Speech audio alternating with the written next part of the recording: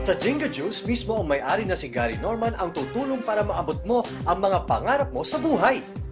Ang 10 years expertise niya sa sales and leadership kung saan siya nagtagumpay. Libre niya itong ituturo sa lahat.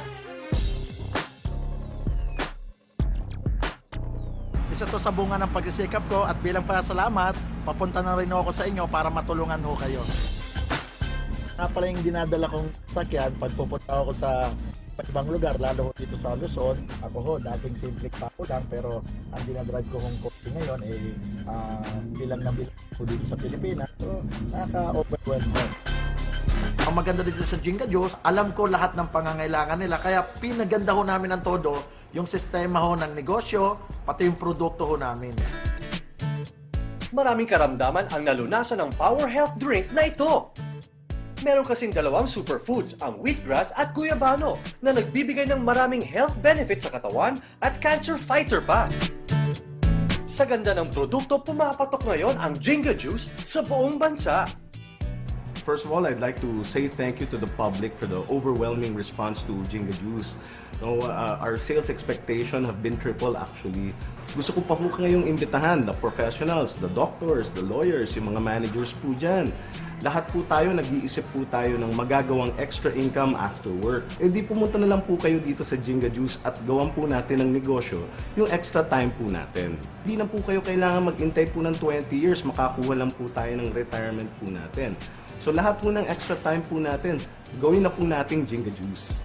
Ipinagpalit ni Chito Alcantara ang 11 years employment niya sa bangkong pinapasukan, kapalit ang negosyong alok ng Jinga.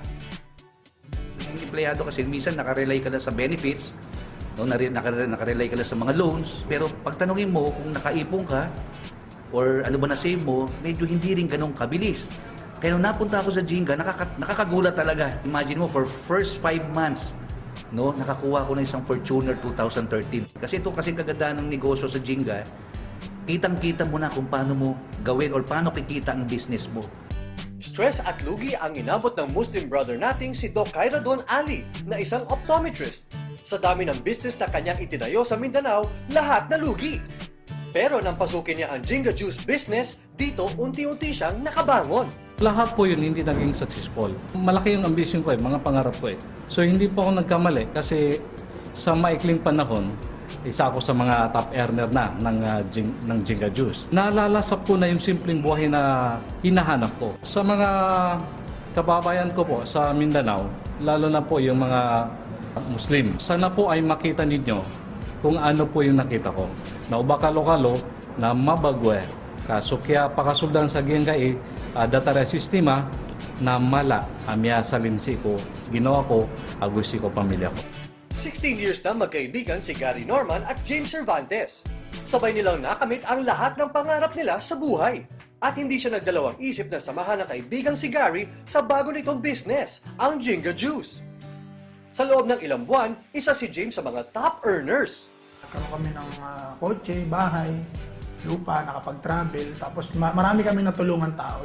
Bali sa Jinga Juice, ang very promising yung company. Maganda yung product niya, maganda yung start ng business. Kaya ang ano ko lang sa tao, sana i-consider nila, open mind lang, tapos maniwala lang sila na maganda to, mangyayari naman talaga makakatulong yung Jinga Juice sa kanila. Bali yun yung motivation ko sa sarili ko, kaya ako natupad yung pangarap ko. Kung nais mong mabago ang buhay mo, kilos na! Attend na ng Business Orientation Seminar ng Jinga Juice. Welcome ho kayo dito sa Jinga Juice. Monday to Saturday po, 2:30 at 7 ng gabi ho. At pag Sunday naman ho, alas 3 ng hapon. Imbitado rin ang lahat sa napakalaking selebrasyon ng tagumpay sa ika-unang anibersaryo ng Jinga Juice sa September 10. So excited ho kami lahat no kasi isang taon na ho ang Jinga Juice. So ito po ay gagawin namin ang first year anniversary namin dito po sa may SMX Convention Center. September 10, alas 5 ho ng hapon. So meron ho kaming pre-concert na pwede hong panoorin ninyong lahat. At welcome ho kayong lahat.